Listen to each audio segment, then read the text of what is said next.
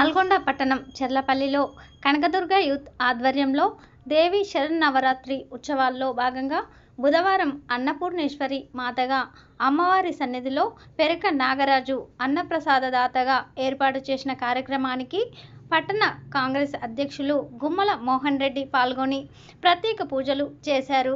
అనంతరం అన్నదాన కార్యక్రమంలో పాల్గొన్నారు.